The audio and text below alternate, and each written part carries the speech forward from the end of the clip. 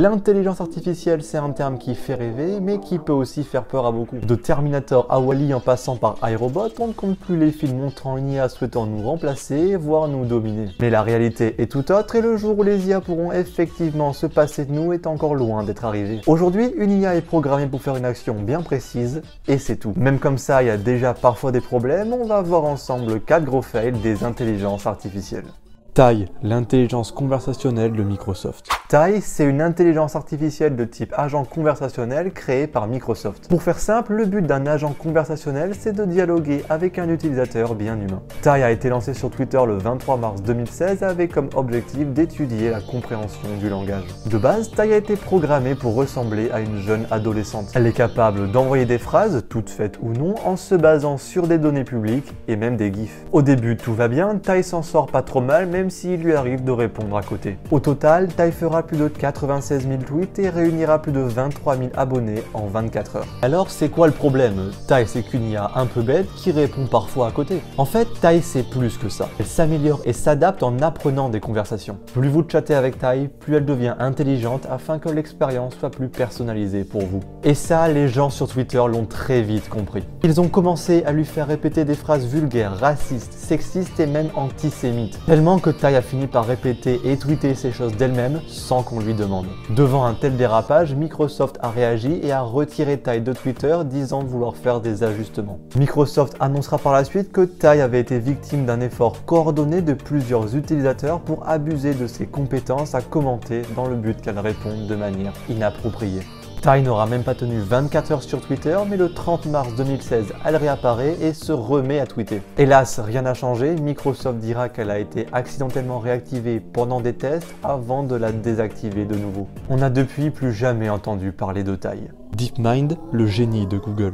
DeepMind, c'est une intelligence artificielle de Google. Vous la connaissez sûrement parce qu'elle a déjà battu les meilleurs joueurs de Go et de StarCraft 2 tout en étant capable de repérer des maladies comme le diabète ou la dégénérescence musculaire. Pourtant, en avril 2019, DeepMind va échouer à un simple contrôle de maths niveau lycée. Sa note, 14 sur 40. Ouais, pas terrible. DeepMind avait pourtant été entraîné à l'algèbre, mais un certain type d'énoncé l'a mis KO. Une simple suite de mots, de symboles et de chiffres serait donc trop pour DeepMind. Bien sûr, les chercheurs se sont penchés sur le problème. Ils ont annoncé que pour répondre à un problème comme celui-là, un humain utilisait plusieurs compétences cognitives de manière instinctive. Déjà, il analyse les différents caractères et les classe en nombres, opérateurs arithmétiques, variables et mots pour former la question. Ensuite, il planifie, lui permettant d'exécuter les fonctions dans le bon ordre. Il utilise des sous-algorithmes qui composent les fonctions comme l'addition ou la multiplication. Enfin, il exploite sa mémoire de travail. Ça lui permet de stocker les valeurs intermédiaires comme dans la fonction h de f de x. Et faire tout ça très rapidement, c'est pas facile pour une intelligence artificielle. Comme le soulignent les chercheurs, même le problème de maths le plus simple demande énormément de réflexion. Il faut savoir comprendre les opérations, prioriser leur résolution et transformer un problème en équation.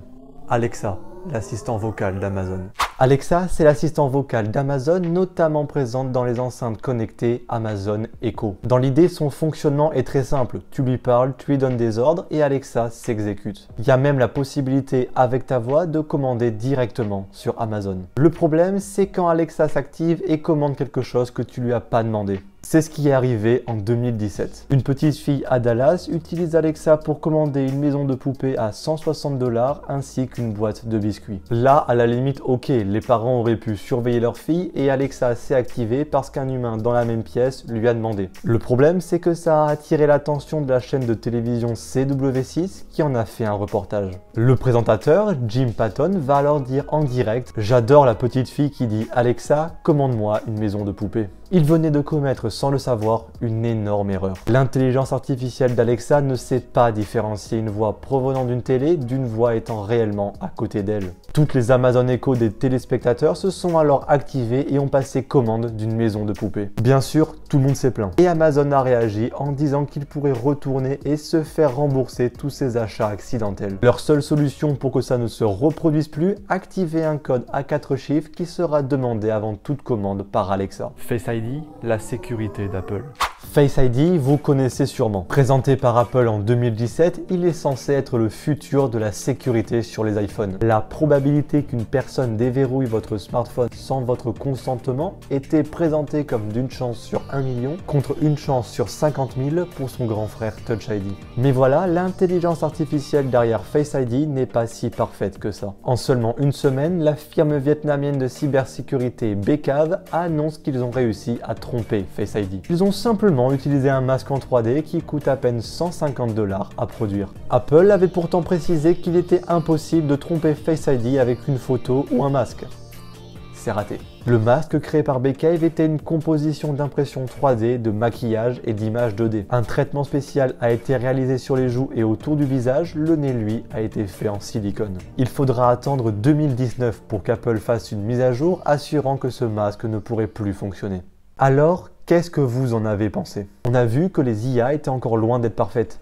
Mais regardez, il y a 10 ans, ni Siri ni l'assistant vocal de Google n'existaient. Aujourd'hui, on a déjà des voitures autonomes, qui sait ce que l'avenir nous réserve? Moi, je suis super curieux de voir ça. N'hésitez pas à vous abonner et à activer la cloche. Vous pouvez aussi venir me suivre sur Instagram et TikTok, on est déjà plus de 10 000 là-bas. Quant à moi, je vous souhaite de passer une bonne journée ou une bonne soirée.